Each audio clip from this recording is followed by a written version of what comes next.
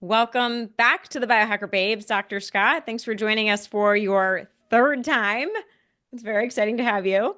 I'm so excited to be back with you, ladies. And yeah, we were just talking before we started recording. Was it episode 49? Is that what you said? 49? Or Yeah, episode 49 was our first one. wow, and you're like in the 300s now. So I feel very privileged to be, your first 50 and now coming back and rounding out in the 300s. It's a lot has changed since 2020, ladies, hasn't it? Oh A yeah. few things. Yeah. Yeah, so we have a lot to catch up on. Yeah, yeah. I think this is So, the first podcast that I recorded on blue carnitine, on methylene blue, on all of that. I think if not the first, it was one of the first. So I hope that I can sound Wow. more with a little more clinical experience now, 5 years later. I think I do have a little bit more. So I'm Well, sure. Yeah. and I guess that was a springboard for your million view plus YouTube video that was earlier this year, yeah, correct? it's all kind of culminated in or continued, but with a rapid hockey stick progression over the last 6 months. We had since the beginning of 2020, methylene blue. You ladies, but the biohacker community really was the first community that was really interested in that product itself for a lot of different reasons, which we can talk about.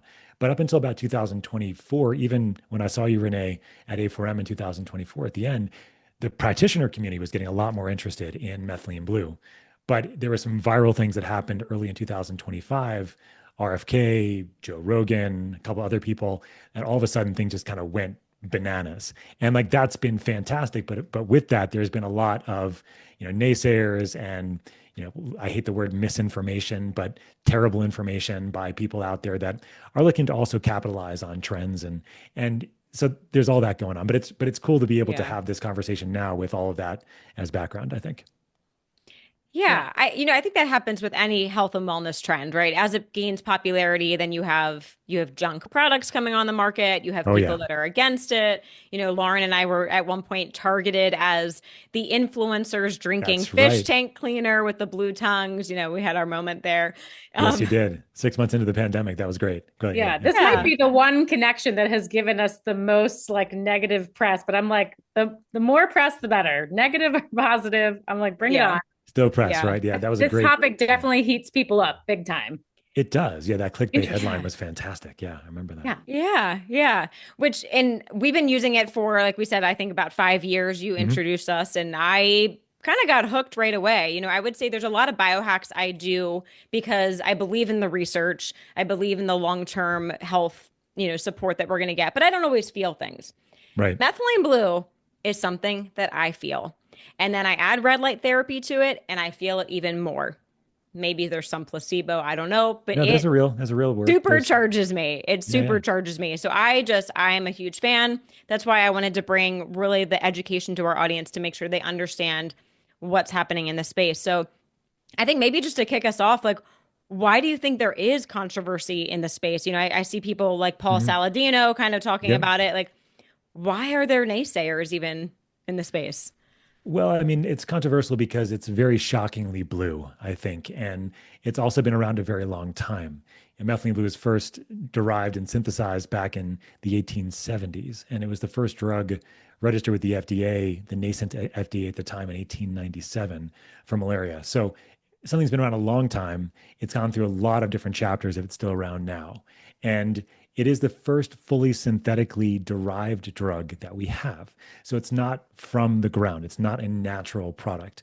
And in the natural world, a la some people that live in the jungle of Costa Rica and that think everything that comes from a coconut and can take them through, yeah, your TSA on a regular basis. This is Paul Saladino, right? That think that everything needs to come from the ground, right? And everything should be ancestral in nature. And the challenge, though, is that most of us do not live in natural environments. Most of us live under poor lighting. We don't have the best food that we want all the time. We don't have the best stress response and autonomic nervous system balance. And so what I always say here is that not everything synthetic is bad for us, just like not everything natural is good for us. When I was in medical school, I saw a couple people die of foraging for the wrong mushrooms in the forest, right? Mushrooms are deadly. And of course, the dose also matters here. And Paul's video they did recently, actually on our YouTube channel, I went through it point by point to talk about where he was astray, let's call it, in his diagnosis of the reasons why you would use methylene blue. But I think the controversy comes around, those things. It's synthetic. It's been around a long time, and when something gets very popular very quickly, as it did this year, then there's also the conspiracy theory angle that starts heaving in hard for things like, you know, uh, everything from what I see like a Bayer aspirin thing to like some other kinds of like Rockefeller connections and crazy things like that. But I think this is what all happens when something gets very popular very quickly. So, but in essence, I think the major thing that I always try to emphasize is the safety of methylene blue, especially at low doses, and that it's a dose response for many of the things that people worry about, including Paul and including people like Chris Masterjohn, who I respect, who's a PhD he's a biochemist that does a lot of great work on the biochemistry. But short story, Chris is not a physician. He's not a practitioner. He doesn't see people very often. And Paul has never seen people. I think he finished his residency, but never actually saw patients in real life. And so, Oh, if you're going out there and talking about things, you guys both know this. You're both practitioners. Like you're seeing people. You know what it feels like to actually work with people and how things either are going to work and that it doesn't. Nothing follows a textbook, even if it looks like it should. And so, I think that's yeah. really kind of the important thing I've been trying to emphasize is the dose matters, quality matters, like you mentioned earlier, Renee, and that understanding those things along with the real reasons why you're using methylene blue are the key. Yeah. Yeah. I love that you said that. That drives me crazy. I'm not a physician. I don't have the clinical credentials, but I do observationally have that experience. And when I Right. see people really referring to these thought leaders, I'm like, yeah, they don't have the clinical experience working one-on-one. And Yeah. there's so many applications for energy, which I think this all comes down to, Right. can we support the energy cycle? Because energy is expensive. So I would love to get into like the Yeah. fancier biochemistry, but can you explain what's happening with energy production, energy recycling? Why do we even need to support energy in the body? Yeah. I mean, it's a really good basic and foundational question. So we need a whole bunch of energy to run all of the physiologic and metabolic processes that we have going in our body. And the energy that we use, the currency is called adenosine triphosphate or ATP. We make about 165 pounds of ATP every single day to help run everything that we need to run. We have certain parts of our body that need a lot more energy than others. And the more energy it's required, the more you have what are called mitochondria in your cells, which are energy producing factories. They make the most mitochondria of any other part of our cell by far. Some of our cells have thousands of mitochondria per cell, and other cells have zero. Actually, our red blood cells have zero mitochondria per cell. They did have one, but then they got mature in a way that allows them to carry more oxygen, but they lost their mitochondria in the process. But the most mitochondria per cell are actually in ovaries, sperm, brain tissue, heart, liver, musculoskeletal tissue. And so symptomatically, many people are presenting with mitochondrial dysfunction because they have an energy production deficiency. And this is things like infertility or brain fog, concentration problems, chronic pain, chronic inflammation. These are all related to energy production capacity problems, heart issues, liver issues, exercise-induced fatigue. And so the statistics are kind of crazy. Like 94% of US adults have some element of mitochondrial dysfunction. And what's happening there is that you have the food that we're eating, and then really the reason why we eat food, especially carbohydrates and fats, is to take energy from that food and bring it into our mitochondria to help us make that ATP. So we can have problems with that whole process of breaking down our food, about going into the cycle in our mitochondria called the citric acid cycle or the Krebs cycle, to kind of break down into making the component parts of that food, which are the electrons of that food, into the part of the mitochondria called the electron transport chain, which helps you convert that electric energy, the electron energy, into that ATP itself. And so there could be problems with all that part of all of those aspects of making energy. And there can also be problems with actually the detoxification side, because when you make energy, you make ATP, it's like making energy from a gas powered car. You are making ATP, but you're also making waste products. You're making some water, carbon dioxide, but you're also making something called reactive oxygen species. And these are signaling molecules that kind of help your mitochondria know how much energy to make, if they should make more, if they should make less. But you have antioxidants in the body that neutralize this reactive oxygen species load. But if you have too many of those reactive oxygen species, or you have too little antioxidants, so you can see there's all these areas in the mitochondria where you can have dysfunction. And so on a meta level, the reasons that we're having mitochondrial dysfunction, insulin resistance, toxins on our environment, stress, toxic people, of course, and toxic things, and just in general, toxic products in their environment, like all the things that are in there, the food, water, et cetera.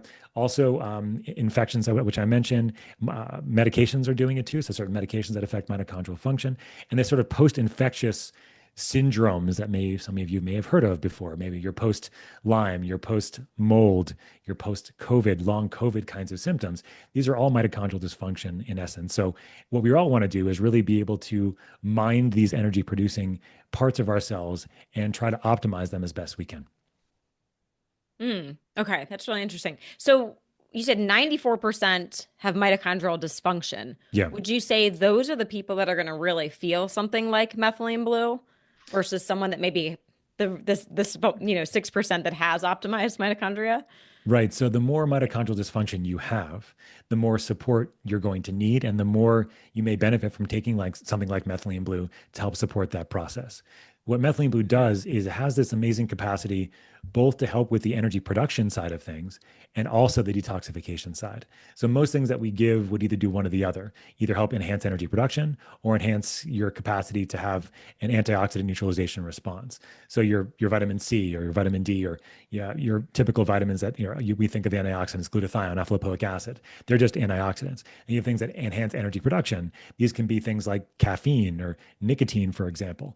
These increase energy, but they don't necessarily help you on the energy production detoxification side of things, right? So methylene blue has this capacity to compensate for energy production deficiencies on that electron transport chain in the mitochondria. So if you don't have the capacity to make something energy very well, it can kind of bypass and move over and give you different ways of making energy that can help. And so, yes, the more significant mitochondrial dysfunction you have, the more you're likely going to benefit from methylene blue. It's just the example would say be if you have 300 pounds to lose, it's much easier to lose a lot of that weight very quickly compared to if you have that last 20 pounds that you want to lose kind of thing. So unless you take a GLP-1 these days, right? That's what everybody does. But anyway, that's another story. Right. For those last 5 pounds. Yeah. Last 5 pounds, that's not what we want to use those drugs for, ladies and gentlemen. But anyway, that's maybe a side story. But in essence, what methylene blue is really helping you do there is work on that mitochondrial dysfunction. What I would also say though, Renee, is that if people ask me, should everybody be taking methylene blue all the time? My response to that is some people should be taking methylene blue some of the time, and other people should be taking methylene blue more than maybe almost all the time initially, and then maybe able to kind of dial it down as they need less of it. And the people that need it some of the time are the people that are pretty well optimized, but they're using it more for as needed kind of performance related things, maybe more stressful things in their life, like going on an airplane, for example, right? When you're on an airplane, you're at low oxygen levels, you're not making as much energy, you have more inflammation. Methylene blue can reduce all of that and significantly improve. And I know you both have used methylene blue in these ways in the past, which I'm sure you can every time talk about. Yeah. Every time I fly. Yeah. Won't fly without it. If I get sick, I use it. If I didn't sleep well. So I think Renee and I are probably in that percentage of people that use it strategically, Right. but I do want to kind of separate the big categories of like maybe chronic illnesses or these post syndromes. Right. But just to circle back, just like if anyone's head is spinning around like electron transport chain or mitochondria, basically, this is just helping the body to do what it does naturally, make energy and detox. Is that sort of what this encompass? Yeah. Short story. I always say to my patients, it's energy and resilience, or energy and detox, if depending on how people react to the word resilience. Some people don't really understand that, but energy and detox are the ways that I think about it. So it's helping you with making more energy, and it's helping you with detoxification. So in essence, if you have more of a chronic issue, you probably need help with both. And if you just work on one or the other, it's probably not going to be enough. But that's why starting some methylene blue, and over the years, ladies, I've really figured out really good ways to titrate this. There used to be a lot of questions as to what's your starting dose and where do you kind of go. And like lower doses of methylene blue typically less than a milligram per kilogram. So somewhere between 4 and let's say 50 milligrams a day is more of a mitochondrial support dose. And then maybe up to about 30 milligrams really. And then above about 30 or so milligrams, up to 50 milligrams and above is when you get to more of like an anti-infective kind of dose for methylene blue. Okay. But in general, most people will benefit at the lower doses, somewhere between 4 and 25 milligrams of methylene blue per dose. Some people take it once a day. Some people take it as needed. Some people take it twice a day if they need to, depending on the situation. But the key with it is to titrate it slowly. So over the years, what I've realized is the best way to do it when you're starting methylene blue, whether you're doing it from a performance perspective, like you're pretty well optimized, or if you're starting it from a place where you're pretty sick and you just want to feel a little bit better, and you're looking for like a little bit of extra support as you're kind of working on your diet, your lifestyle, maybe working with a practitioner to try to help you, really optimize over the long term. Starting off at 4 milligrams, maybe 8 milligrams of methylene blue, the Just Blue, which we have, and then increasing that dose every 3 to 5 days. While you're kind of doing that, you're kind of getting the feel, how do I feel any different? Do I feel more energy? Do I feel more focus? Is my brain working better? Do I have better endurance at the gym? Whatever you're looking at. And then you keep going until you find the dose that's optimal for you.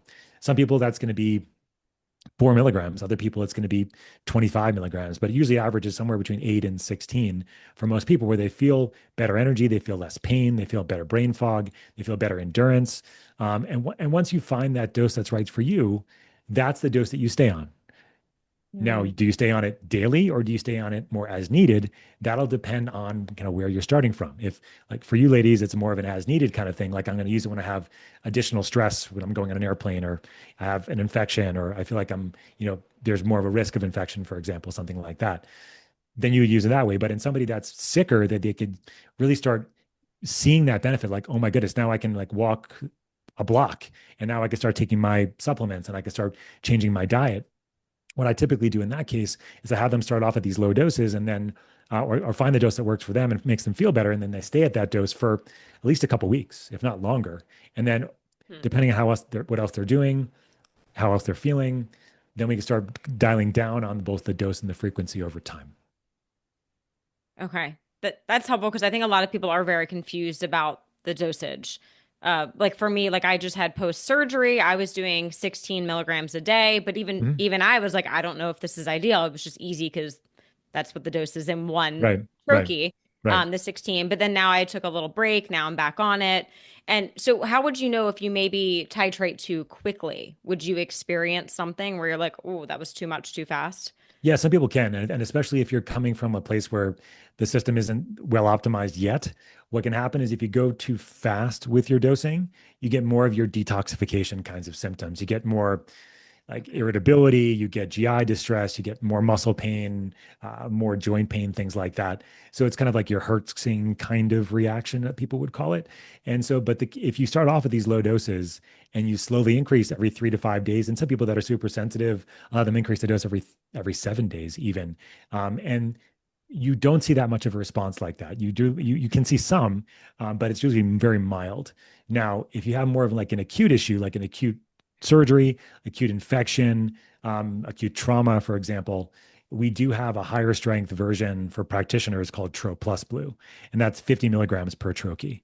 And that's more of my keep it in your shelf at the house, in where you keep all your medicines and all your potions and things like that, for things as needed. And so all of my patients have the higher strength methylene blue if they need it, because it gives you more anti-infective capacity. It gives you more severe, if you have a more severe mitochondrial stress. And it's also good if you have like a low oxygen state for some reason, like a muscle injury, or God forbid, like a stroke or traumatic brain injury or heart attack or something. There is some data that higher amounts of methylene blue, up to about 2 milligrams per kilogram, that's kind of around 150 milligrams to 200 milligrams a dose, would be reasonable for a very short period of time under practitioner supervision, for example. But in essence, for most people that are listening, the majority of what you're going to need is these lower doses, anywhere between about 4 to 25 milligrams. But most people benefit typically somewhere around 8 to 16. And also, sometimes when people kind of go too fast with the dosing, Renee, just to kind of, the other thing is sometimes people can get headaches as well. So headaches are not common, but they do happen if you kind of increase the dose too quickly. Yeah. I've noticed that a few times. I'm like, oh, right. Gotta maybe drink some water, or just like wait this out a little bit. Yeah. A big challenge that I have in working with clients is that a lot of people really are not tuned in to how their body is feeling or communicating from the body. So in terms of like titrating and finding that sweet spot, if someone is not feeling something in terms of energy, what are some other symptoms we could look at? Like, do we definitely want the blue urine or maybe blue poop, or like what else can we look for to understand if we've hit that threshold or sweet spot? I love you asked this question because back in 2020, we had this idea that there was some correlation between how methylene blue was working and how blue your urine was or was not. But we've realized over the years that there really is no great correlation here. What I would say is that if you're taking methylene blue and your urine has not turned blue yet, and you don't feel any different, certainly you need to keep going up on the dose as long as you have normal kidneys. Okay. Just as a reminder, methylene blue is processed by the kidney. So you have to have normal kidney function if you're going to take methylene blue. If you do not have normal kidney function, you can likely still take it, but you might have to modify your dose and work with a practitioner. So just kind of throw that out there a little bit. So when it comes to looking at other kinds of more objective signs, what I have seen, Lauren, is that if people are wearing like rings or any kind of other wearables, they're going to see some certain things that may change actually pretty quickly. And one of them might be their HRV, actually. And if you're looking and seeing that somebody's HRV is improving, this is really common. And I know, Lauren, you work with, and Renee, you guys both work with people that sometimes can be pretty sick and their HRV might be in the trash, right? And so you might see it's a bit interesting. Like they'll start taking the methylene blue. They may not feel a lot better, but all of a sudden their HRV is jumping by 5, 10, 20 points. And when you see that, it could be an indicator, okay, there's something going on here, right? Where they may not feel a lot better yet, but there is something happening there where their HRV, their autonomic nervous system balance seems to be more optimal now. So there's something going on here, right? And so that's one thing that I've seen. I also, of course, look at their partner if they have one and ask the partner how they're doing, because when people are sick and just guys in general, let's be honest, are not very good at that observation capacity. So asking the people in their life how they're doing is also helpful, I found, because they could be like, oh yeah, they slept great last night and they didn't get up 7 times. And the person would be like, oh yeah, I didn't do that, did I? So you know how it is. Yeah. I had that this morning. I had a couple. The man was like, I don't feel any different. And the wife was like, can I speak? Yes. And she was like, this is different. This is different. This is different. So I love that. Reflecting back what we see is always so helpful because we're with our body 24/7. It's hard to spot little changes. Especially men. We're classically not as good at observing these kinds of things. And especially when we're not feeling well, especially when we're already kind of in a place where it's not awesome. We don't feel very good. And it's even difficult to see a little bit of improvements, and because of the sort of the psychological aspects of things. And that's the other thing that is interesting about methylene blue. And one of the controversies around it actually is that it is what's called a monoamine oxidase inhibitor. So that means it actually prevents the breakdown of serotonin, dopamine, and norepinephrine. These are obviously neurotransmitters in our brain. Serotonin, thought to be our happy chemical, makes our moods better. It's not associated with depression, everybody. You probably did a podcast all on this at some point, I'm guessing. But it does. But it's it's an interesting story, right? How for 30 years we thought that depression was a serotonin deficiency, but there's no such thing as a serotonin deficiency. There's no correlation to people with depression and their serotonin levels. But anyway, so we can talk about that if you guys want at some point. But the other aspect of what's happening when you're taking methylene blue is that, yes, you have these neurochemicals that are being released and there's more of them. But what's happened in the lay world and also some of the practitioner influencer space is that they're saying that people feel better taking methylene blue just because their serotonin, norepinephrine, and dopamine levels go up. And I think that's complete bullshit because we know what's happening from a mitochondrial perspective. We're compensating for mitochondrial dysfunction, better energy, better detox, all those things. And the amount of serotonin, norepinephrine, and dopamine is very dose dependent, meaning these lower doses of methylene blue are not causing a huge amount to increase, but there is some. And so you might find when you're starting with people that you'll find that their mood is improving. And that's not uncommon. That often is a relation to this neurotransmitter change that's happening. But that's just a part of the story. So if somebody is titrating their methylene blue and they say, oh, my mood, I feel better, like I feel brighter. I'm like, great, but how's your pain or how's your memory? How's your brain fog? They're like, it's about the same. So you got to keep going up on your dose. So I usually say that like when you're titrating your dose, mood improvements are common, but that's not the reason why you want to stop your titration. It's typically you want to keep going until you have more of a physical or mental benefit otherwise. And that could be better brain function, less concentration problems, better pain, inflammatory symptoms are better, HRV is better, those kinds of things. And then what I'll often do, and this is kind of the art of being, a practitioner, is that, oh, I feel great on this dose, doc. I'm like, okay, tell me how you feel. Let's go one more and see how you feel. And then oftentimes you'll see that once you go a little bit higher, they don't really have any major improvements from that higher dose, or even sometimes they might even feel a little bit worse at those higher doses. And so that's often the sweet spot where you want to be. It's usually not they don't feel worse. It's more that they don't have any major benefit from going any higher on the dose. So then that's kind of where you stick. The caveat to that, though, is if there's more of a chronic infection, you do need higher doses of methylene blue. So not these 8 to 16 milligrams. You probably need more like 25 to 100 milligrams a day, depending on the situation. So in that case, the first improvements you're going to see in people with chronic infection are mitochondrial, or mood and then mitochondrial. But then you have to go higher to see the sort of anti-infective dose of it, truly shine. So that's kind of the spectrum of dosing as I see it now. Okay. So I'm curious so things like long COVID or chronic reactivation of Epstein-Barr virus, would you ever recommend an IV, or do you think we can get these higher doses with the troches and it's bioavailable and it's fine? So with IV methylene blue, there's some more risks involved there that you have to be a little more mindful. And so it is going to increase the brain amount of methylene blue faster. So that MAOI capacity is higher. So you certainly have to make sure you're not on SSRIs if you're doing IV. If you're taking oral methylene blue. Yeah. I'm glad you mentioned the SSRIs. What about like if someone's microdosing psilocybin or Kana or any of these other? Those things too, right? They're all increasing serotonin as well. So if you're on any dopaminergic or any serotonergic drugs or supplements, you have to be very careful about using IV methylene blue because it increases it decreases the capacity to degrade serotonin much faster that way. So and you also have to worry about something called G6PD deficiency, which is a very rare, well, not too rare, but it's pretty uncommon to cause an issue. It's a hereditary issue with your red blood cells, and it makes them higher risk to have stress. If there's more stress in the system, they can break easier. So IV methylene blue definitely requires a G6PD test. Make sure you don't have that.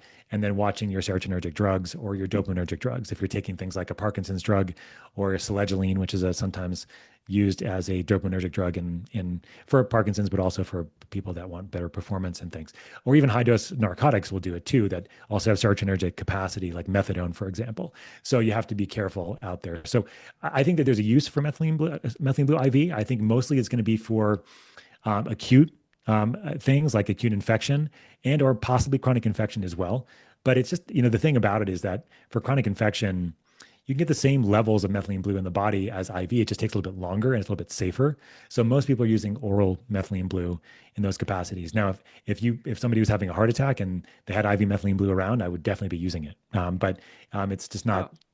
They have it in the ERs. It's used in certain capacities, not in that capacity. But there are people that are using like low doses of methylene blue IV, like around 6 or 8 milligrams, and seeing benefit there from a mitochondrial perspective. But again, it's not sustainable. It's like a lot of work for a small dose. Yes, exactly. Yeah. So and it's expensive. Inexpensive, very expensive. Yeah, the methylene blue IVs around me are like $250 for 10 milligrams. That's a lot of money. Wow. They're like 400 in Vegas. So well, anything's more about double the price in Vegas.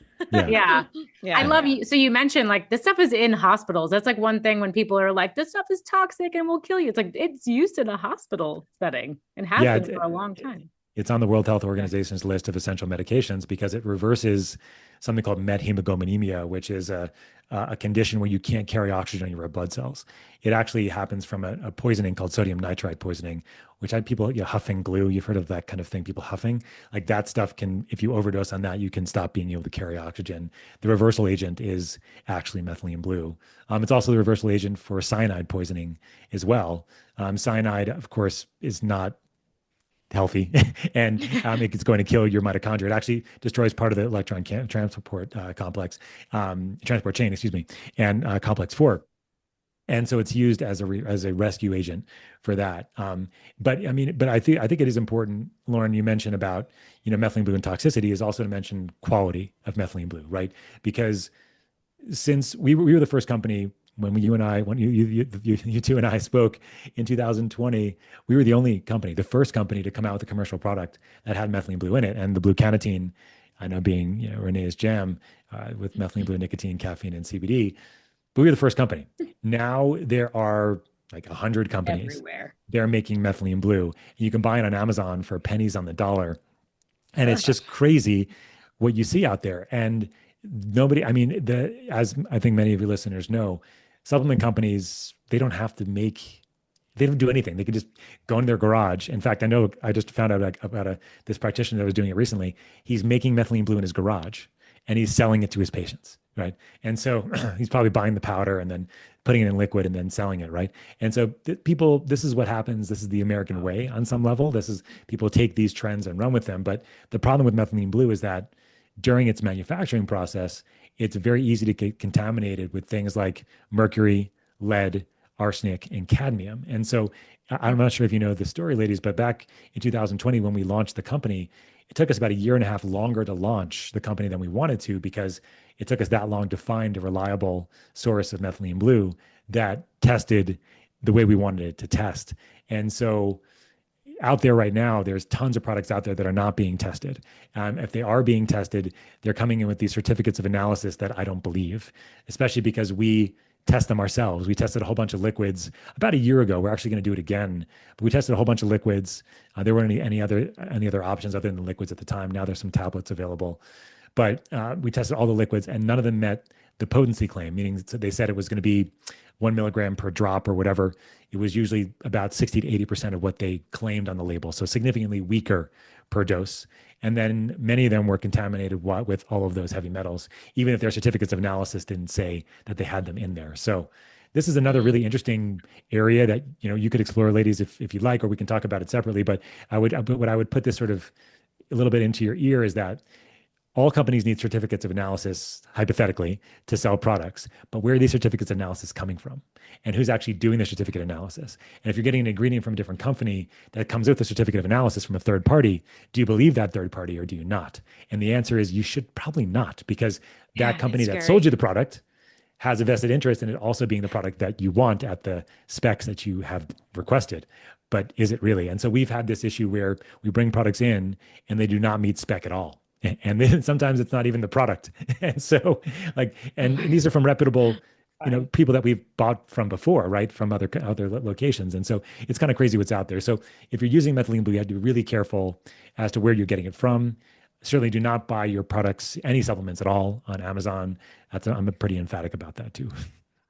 I've learned this lesson, I'm still learning this lesson with clients because I've recommended Troscriptions to so many people. And many times they've come back and I'm like, did you get the methylene blue? They're like, oh yeah, I got this brand. I'm like, that's not the one I recommend. Oh no. I'm like, why did you get that? They're like, well, it was so much cheaper. I'm like, why do you think it was cheaper? And they're like, is it the way good? People think. Like, I have no idea if it's good. Probably not. Why didn't she get the one? So now I've learned, I'm like, I got to be very specific on the education of why this is the one I recommend. Yeah. I think there's certain supplements you have to say that, like, high quality or not at all. Like, versus there are some supplements, maybe some creatine or something, you can get like the cheap one and be okay. But yeah, not methylene blue. And actually, Dr. Scott, I have a couple bottles of liquid methylene blue people have just given me. Sure. I'm afraid to take it. They're just same. Sure. So maybe I'll give them to you. You can test them in your lab and see. Yeah, we're up for another run of them. Yeah, we're going to do it. We did about 5 or so different products. One that's also in troche form as well. That was actually copied on our delivery mechanism because of seeing us at a conference many years ago. Just a much higher dose of methylene blue compared to what we typically use. He calls them bars, by the way. His are much so higher heavy metal content and also not meeting label claim, about 80% of label claim of what was said on his actual label. So maybe that was just the one batch. I don't know. And so, but it's not uncommon, right? And it's hard. It's a hard substance to work with, as you both know. It's extremely blue. Our manufacturers are not very happy with us when we make it. And we've had to make a shit ton of it this year because it's been so popular, which is great. But we're making it at scale, and doing that, takes a lot of quality control. And that's something we really care about a lot. And I think, I was actually talking to a practitioner pretty early on, maybe a couple of years ago. Her name's Ashley, and she was taking a liquid methylene blue at maybe, say it was like 8 milligrams or something like this. And she started taking ours at 8 milligrams. And it was like an entirely different experience, right? It was like so much more potent, and she felt it actually from the 8 milligrams. And that's a pretty common response that we get, feedback that we get from people taking other people's products. And look, I get it. I know that we're not the cheapest product on the market, but we've done this on purpose, right? We have a lot of R&D that goes into it. We have a lot of quality control. We've thrown out thousands of dollars worth of methylene blue over the years because it didn't meet our spec, and we'll continue to do that. Thank you. Yeah. Thanks for going above and beyond to protect us. Last thing Always. I want to be is drinking lead and arsenic and all that crap. Yeah. But I know you both have had a lot of experience over the years using it. Maybe for the audience, because I mean, if anybody has experience with both blue carnitine and just blue, I mean, what are your favorite ways to use it, ladies? I know, Lauren, you mentioned travel, but anything else you want to share?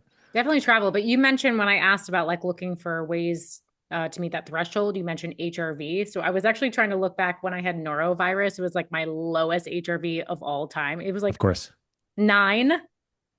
And I took blue carnitine, and my body could have just been naturally going through the healing process, but my HRV definitely rebounded quite quickly from a 9, which I was like, I'm dead. I'm totally dead. Yeah, that's so low for you. Some people, that's just a Monday morning, but for you, that's very low. Yeah. Yeah. But COVID, any illness, definitely just feeling run down. It always gets me back to feeling what I feel like is my normal baseline.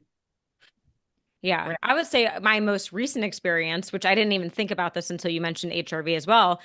So, like I said, I had a major dental surgery 4 weeks ago. I unfortunately ended up having to take antibiotics and steroids. I really fought it, but my face blew up and my eye was swollen shut. So I had to do it. Sometimes you need meds. Of course. And my HRV, so my average HRV, it's higher. It's around 130 average. And I could not get it above 100 for a couple of weeks. And now I was doing just blue for the first week after surgery, and then I took 2 weeks off, and I didn't really think about it. And then I came back to Vegas, and I was very diligent. I was doing 1 troche a day with red light therapy every day for a week. I hit an all-time high of 180 on my HRV. Out of here. Yeah, it hit like 166, and I was like, whoa, that's really high. And then it went to 180. Wow. And now I'm thinking back, I'm like, maybe that's what it was, because that's probably the main thing I changed. And so it really helped recovery. So, I mean, recovery is huge for me, but then also the blue carnitine I love for podcasting. Before I work out, the endurance I feel with methylene blue, I hate running. I truly hate it, but I'll go to Orange Theory twice a week. And my endurance is definitely better on the treadmill with blue. I love that. Yeah. The combination of methylene blue with red light is a good one. And I think the physiologic mechanism is actually pretty well described. We're both basically combining those two things together to increase the amount of energy you're making in your mitochondria. And it can be pretty profound. I mean, it's somebody that just has some methylene blue that go out in the sunlight, for example, and it feels like a pretty big surge of energy. I've definitely had that before. And actually, it's something that you have to be a little bit mindful for as well, because you're making so much energy and it can also be transferred into heat. And so, like, for example, I have a story where I was doing a podcast. I took 16 milligrams of methylene blue before it. I didn't think about it. And then we went on a walk or a hike in 106-degree weather in the canyons of Southern California. And I almost got heat stroke. And I was trying to figure out why. I mean, I had to, it was actually quite funny. I went back to this guy's house and I had to cover myself with frozen dog food to get my core temperature to come down. And I was supposed to go on an airplane in a couple of hours. It was entertaining, but I was trying to figure out why. And I was really, because I had the methylene blue on board plus the sunlight together, I was making massive amounts of energy. And because I was outside in the heat, it was being transferred that way. And so this would be very, very, you can leverage this kind of energy, right? But you also have to be mindful that you're making a lot more of it. So if you're going to have to make sure you're keeping up with your insensible losses and keeping your core body temperature down a little bit if you're in 110-degree weather. But what's happening with the red light? Good to know, because I love to take it before I hike. Yeah. Be That's mindful. like my go-to. Keep hydrated. Yeah. Okay, I mean, especially if it's going to be super, super hot, right? I mean, that's what it was in for me. Vegas.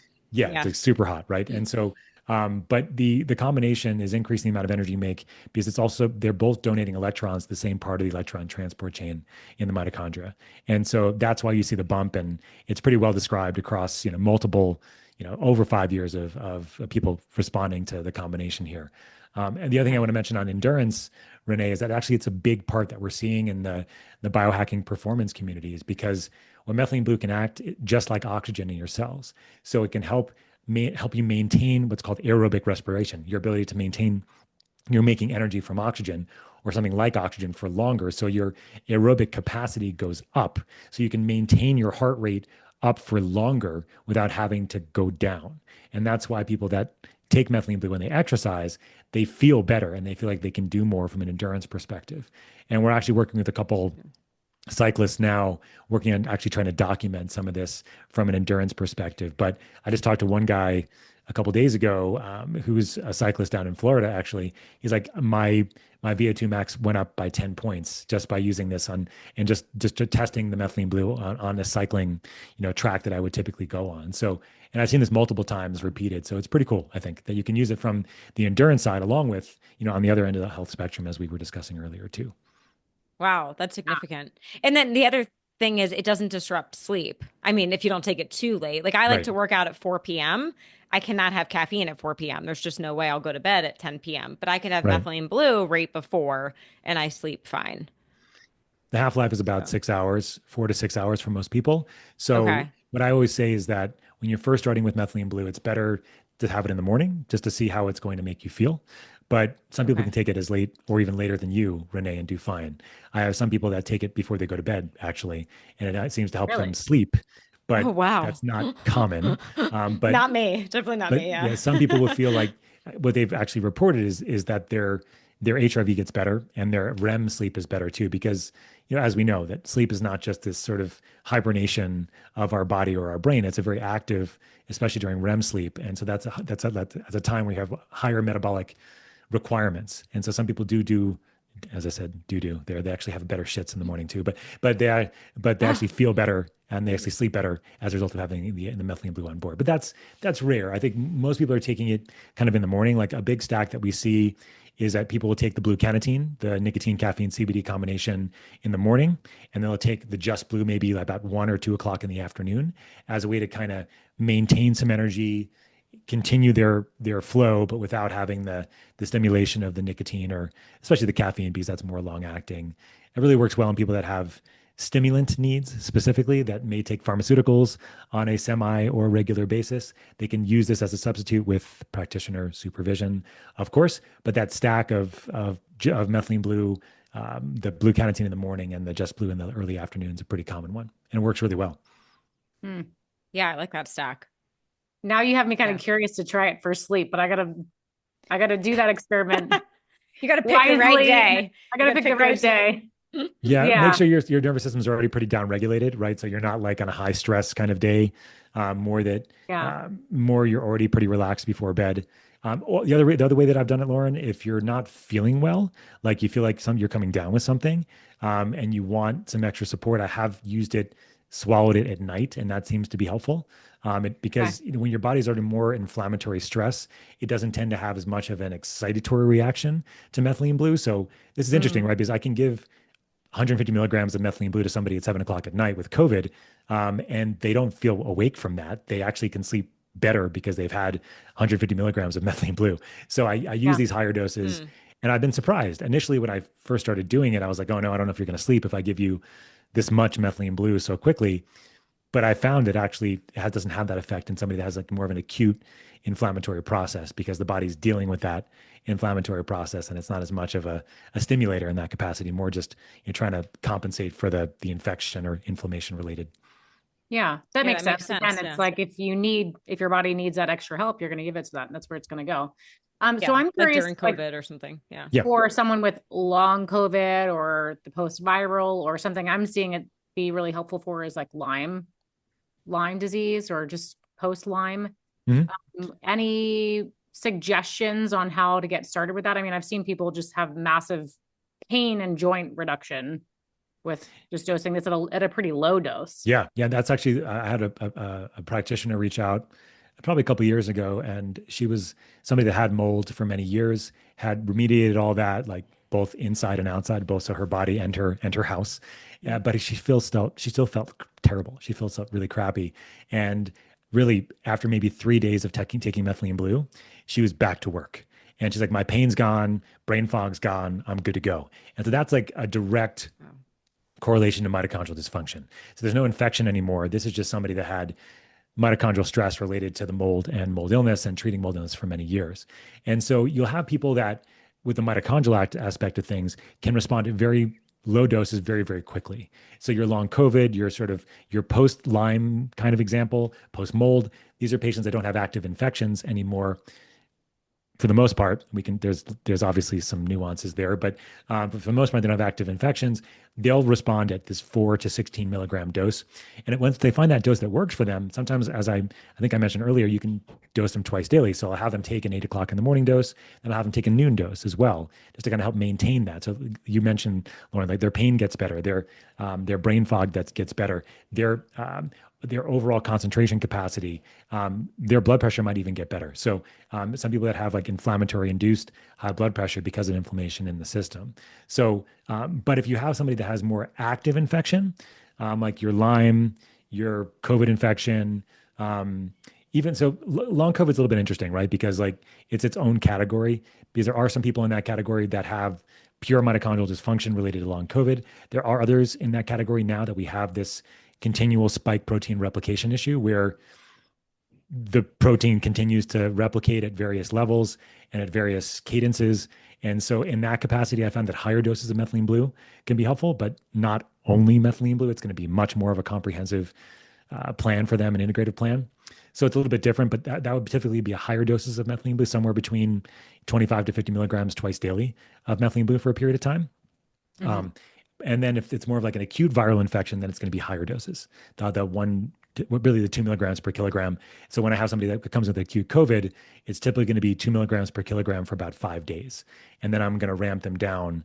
So that's about 150 milligrams for about 5 days. And then I ramp them down quickly, but not immediately after that. So I'll have them go maybe 75 milligrams twice daily, or 75 milligrams for a couple of days, and then 50, then 25, then off, that kind of thing. So, and this is what I think that's kind of been cool for us as a company, is that we have a lot of experience now. We've been doing this for 5 years, and we have a lot of the sense of the range of dosing. Your mitochondrial dosing is low dosing.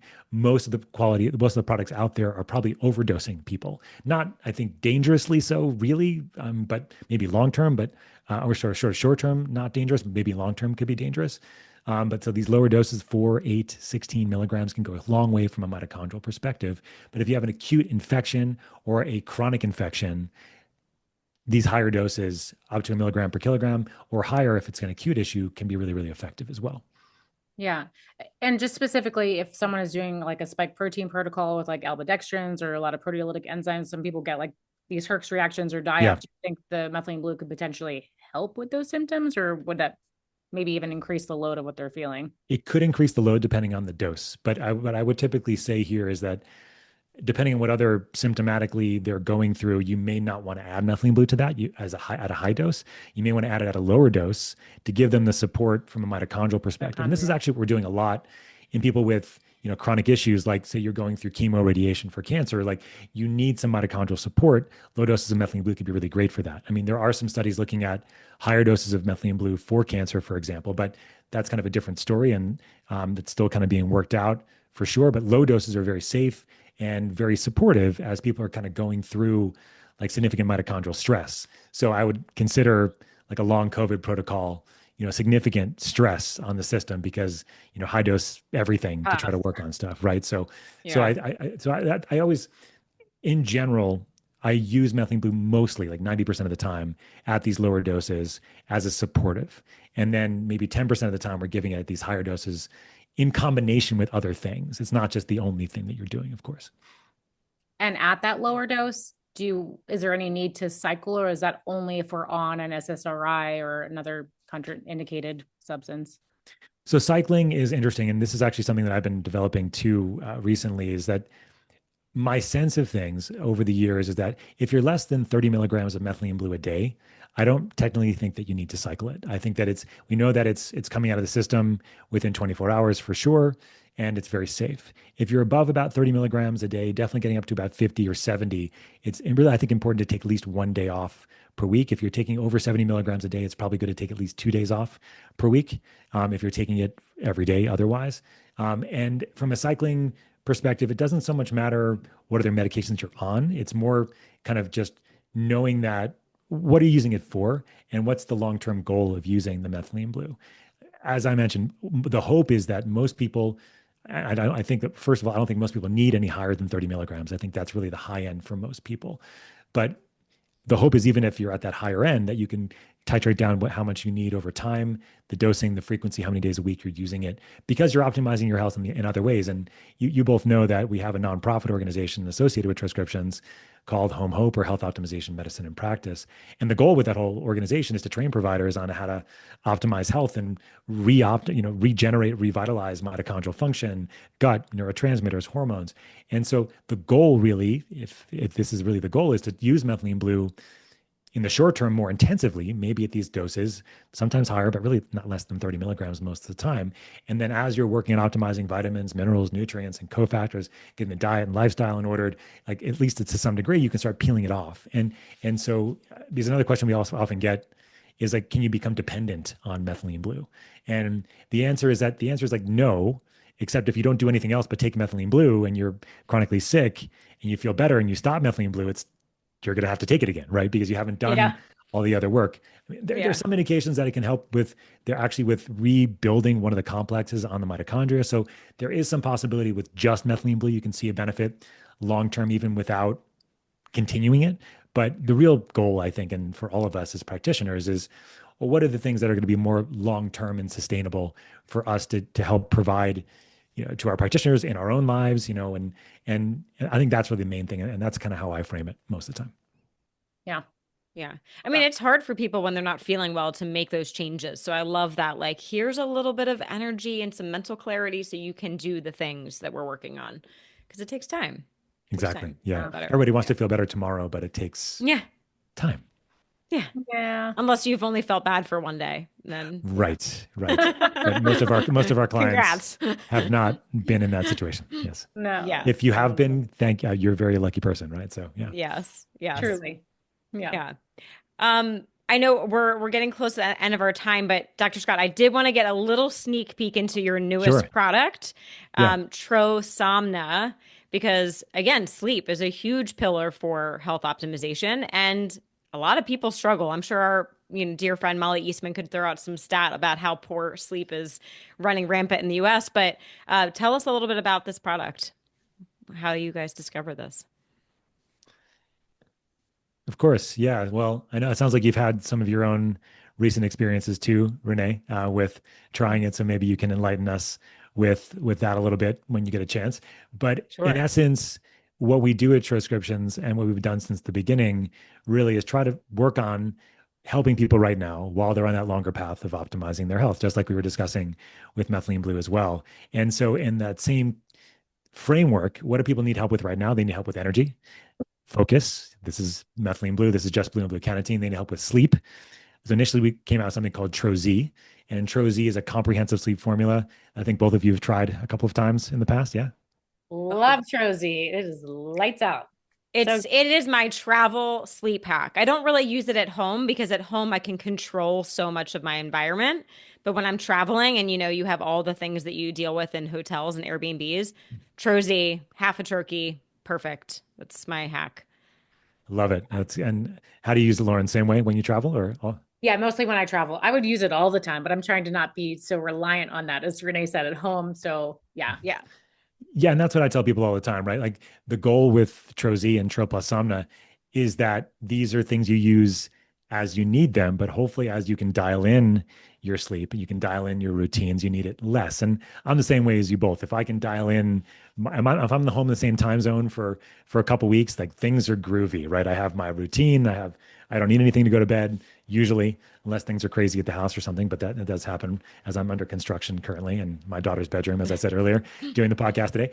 But in essence, the idea with Troche was like it's an 8 ingredient comprehensive formula to help with people with mild to moderate sleep issues, especially people that are traveling, that are that are relatively not dependent on things like Ambien or Lunesta or taking those kinds of medications.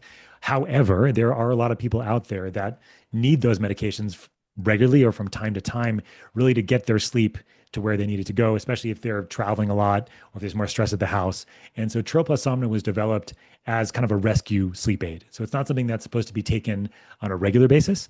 It's supposed to be something that you take on a more intermittent basis as a way to help reset your sleep. You can take it for 2, 3 days at a time and then try to stop it or wean it down as you're trying to optimize your sleep in other ways. And so Troche is more for more regular use, and Tro Plus Somna is more for more intermittent use because it has stronger ingredients in it. It has one of the same ingredients in it that that Troche has. It's called agarin, which is the agarins from the fly agaric mushroom. It's from a psychedelic mushroom. It's a long acting at GABA agonist. So GABA is a neurotransmitter in our brain that helps calm things down. It's the brakes of our brain. When the brakes aren't working, we can't sleep. We're stressed all the time. We're anxious all the time. We're depressed as well. Mind is kind of going all different ways. And so the GABA system is really important. So Agrin works by binding to where GABA would bind on the receptor, which is really important. And it also stays there for about 6.5 hours. Just a kind of a quick side note is that GABA supplements, people will try to take them, but they don't typically work very well because GABA is too big of a molecule to get across into the brain.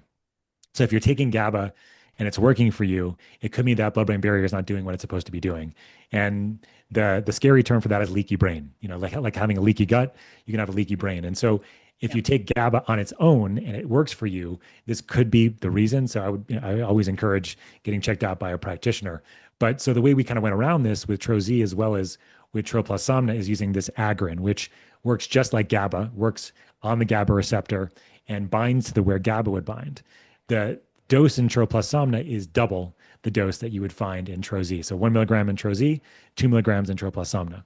Then we also use something called DHHB, dihydrohanochiol beta. So there's hanochiol, or hanochiol is the other way to say it, in Troche. This is from magnolia bark. This is also working in the GABA system. It works on the same area where a benzo like Ativan or Valium would bind, but not as strongly. So it's not as addictive or anything as compared to those. But it's pretty strong. But DHHB is the most active version of the hanochiol itself. So it's about twice the potency of hanochiol. And so we have that. And then the third ingredient we have is something called apigenin.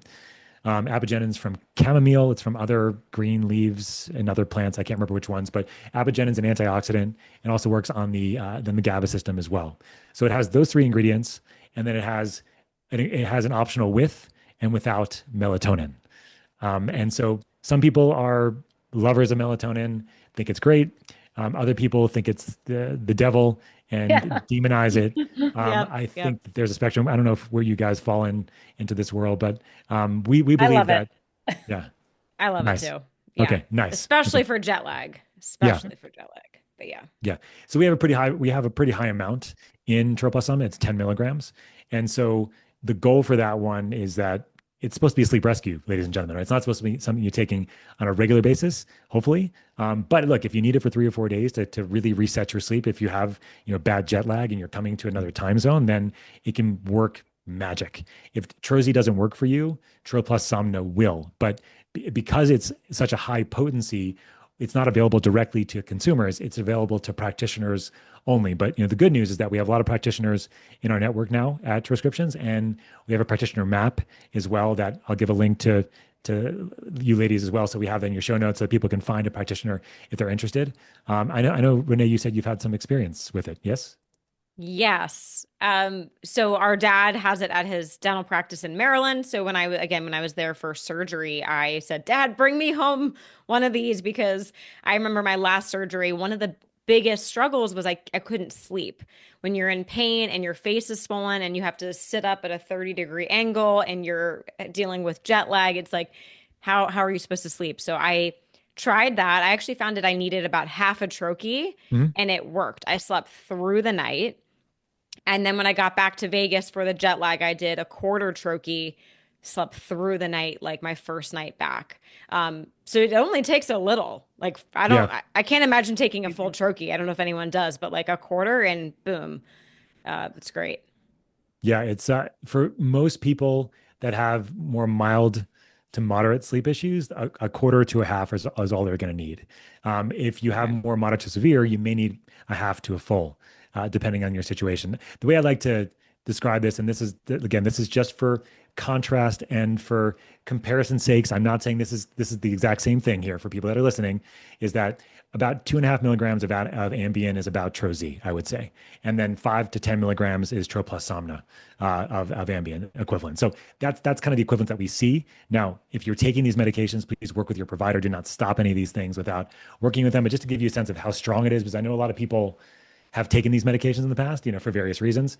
I've actually never had an Ambien before, interestingly enough, but I've never tried any of those. yeah, but a lot of people have because Yeah. they get prescribed for travel or whatever, and so that's what I've heard is kind of like the barometer for as people are thinking about like what would be best for me. So I'd say the majority of people do great with Troz, and I know you both have done great with it over the years, but there are some recalcitrant people out there that just need more support, and the Tro plus Somna was developed for them. And I got to tell you, we've been at a number of conferences recently. And of course, when you go to a conference, as you both well know, you don't sleep as well. There's a lot of activity. You're taking all these crazy supplements during the day and all these products. And so, Too many stimulants. yeah, we had so many people come to us the first night of this last conference that we went to. They're like, what was in that? I slept better than I've slept in a long time at a conference or even at home. And I'm like, well, part of it is that you're probably sleeping in bed without your partner, so that's good news, right? So Yeah. like, you're away from Especially if your they family. snore. Yeah, you're away from your kids, you're away from your partner, especially if they snore, right? And so that's part of it. But I had a couple of people. I had one lady that came up to me. She had a lot of stress in her life recently. This practitioner, she's like, I haven't been sleeping well, and whatever was in that, like I slept amazing. So thank you. And so I think it's one of the things where you could use just Tro plus Somna in like low doses, like even like an eighth or a quarter. And like that would probably be great for people that also did great with Troz, but it has the capacity if you need to go much higher and be much stronger. So we have some practitioners that are like, I'm just prescribing Tro plus Somna as I need to now because this is amazing. I'm like, well, if you're going to do that, if they have like mild to moderate sleep issues, then I would probably just give them like as much as like maybe a quarter, maybe even eighth of a troche because it's so strong. But again, Troz works for most. Okay. Okay. Yeah.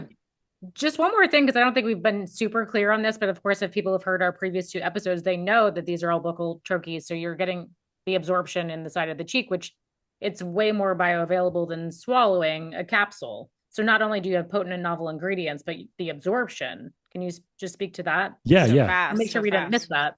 Yeah, thanks for the mentioning, Lauren. So when it comes down to the transcriptions, major unique things, the most unique thing about what we do probably is that we have this thing called a buccal troche that we use as a delivery or dosage form. A buccal troche is a dissolvable lozenge.